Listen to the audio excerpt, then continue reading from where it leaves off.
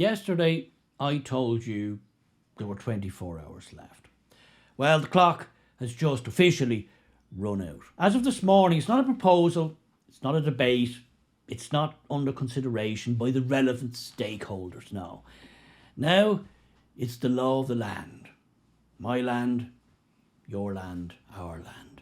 And not one of you, not a single soul out there watching this video was ever asked. All right, let's go. Let me say this plainly, because no one in Leinster House will. This morning, the EU Migration Pact became operative. It went live, you might say. Binding, fully switched on. Now let's strip away the fancy schmancy gilded press release schlock that you're going to see all over the mainstream media. Let's talk about what this actually means in the real world. And when the numbers come, and they will come, oh, they will come, Ireland no longer holds the final say on who we take and how many we take. We are now plugged into a shared system. Doesn't that sound marvellous? Share and share alike. Oh, we're so benevolent, we're so virtuous. But it's a quota by another name. Solidarity. Solidarity, that was a big word, solidarity. All peppered through the whole thing. Solidarity, again, sounds so marvellous, wonderful, generous, and virtuous. How kind are we? But when Brussels decides the load needs spreading, and they will, this country is contractually on the hook to take our share, or pay our share through the nose for the privilege of not taking it. Listen to that bag. So we either take the people that are foisted on us, or we pay a handsome fee of your money and my money, taxpayers' money, for the people we don't take. That's the deal your government, so-called, signed in your name. And here's the part that should make your blood run cold, because it certainly makes my blood run cold. We opted into this nonsense. We had a door carved out by far better people in far saner times. We had an exit there, and we chose to walk the complete opposite direction, with me whole Martin and Simon the T-boy smiling for the cameras. Now, the official line this morning is that it gives Ireland more control. That's the phrase, more control. Sure, what can you do? Let's actually read what it says instead of what they say it says. Because here's what they're praying you never join the dots on. And we'll get there, stay with me. Oh, we'll get there. First, let's hear the official version. You know the one, the minister on the podium, the top button done, tie done, looking very, a bit like me actually, just without the truth attached.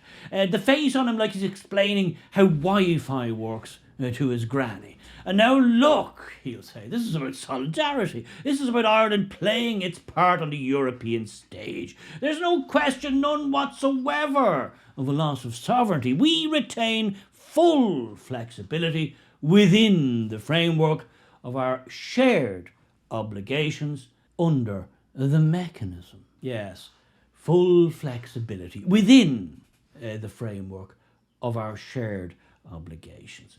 Do you know what that sentence actually means? I'll tell you. It means nothing.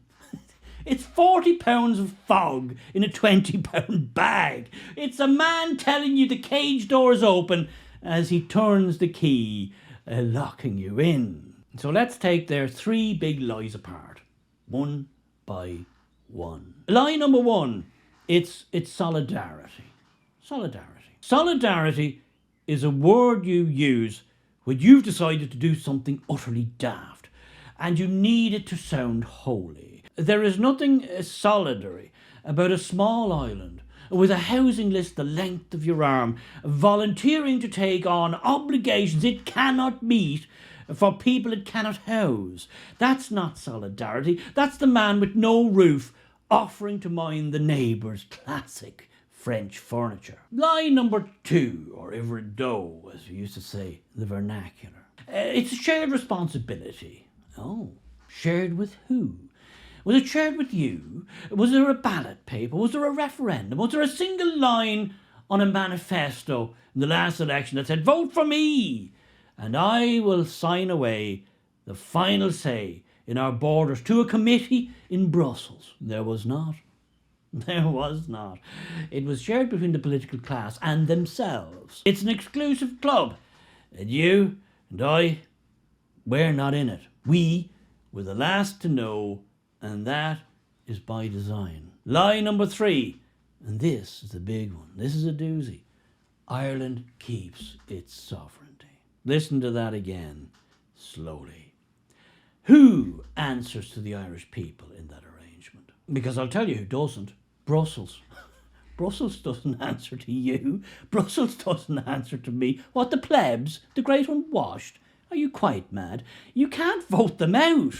Dublin signed it away, so they've got nothing left to answer with. And the lad or lassie in Stormont sorting the same open border from the other side, he or she doesn't answer to you either. So who's left? Who in this entire chain actually has to look an Irish voter in the eye and pay a price? Nobody. Not one of them. That's not sovereignty. Sovereignty is the right to say no. We just signed a document that says we can't. And now let me widen the lens a bit, because this isn't really a story about a pact. It's a story about a people who keep getting handed a bill they never ran up. Think about what this island is. Think about what it cost.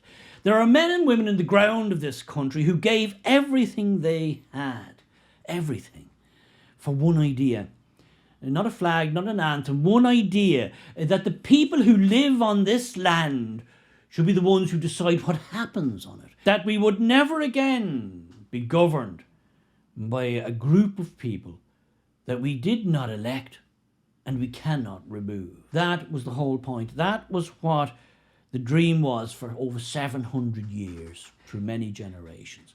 Generations who toiled brutally and led short and difficult lives and bled Irish blood into the soil. And this morning, with the stroke of a pen and some press ops and some fancy press releases and some politicians smiling like Cheshire cats, like gombeans, like imbeciles, that idea was quietly handed to the exact kind of people they died and bled to escape. Yes, power handed over to a bunch of people you didn't elect and you can't sack. Now, let me be absolutely crystal clear, because I'll not be misrepresented. This is not about the desperate soul fleeing for their life.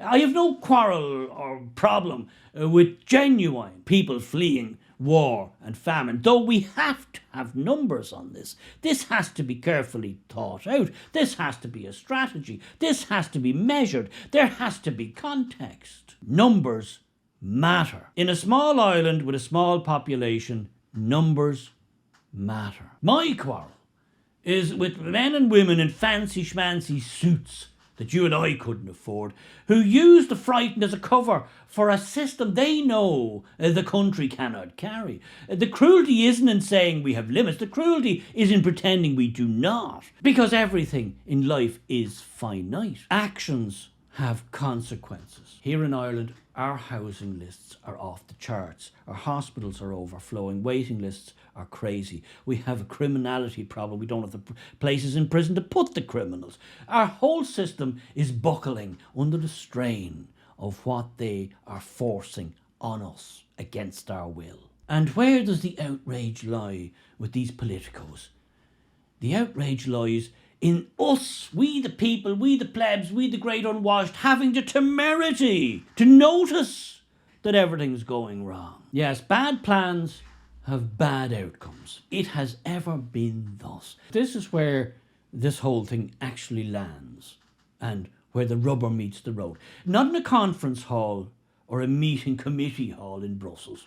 No, this lands in the housing queue that just got a bit longer. It lands in the hospital corridor where there now are even more trolleys. And God knows I've covered the state of our health service before on this channel, and a bad state it's in. The fallout of this lands on the small town that wakes up one morning to find its future has been decided by people who'll never actually have to live in that town and never ask the people who actually do.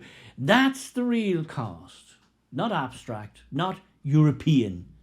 Yours. If you think, at the very least, that the Irish people should have been asked before something this big became law, tell me in the comments. One word, asked. Let me see many of you are actually out there and awake, because I believe most, if not all of you, are. And if this is one of the few channels on this whole platform willing to say it out loud without the fog of the flannel and the BS, then you know what to do. Subscribe, costs you nothing, stay in the fight, because they are counting on you getting tired, and we won't give them that satisfaction. Let me call this what it is.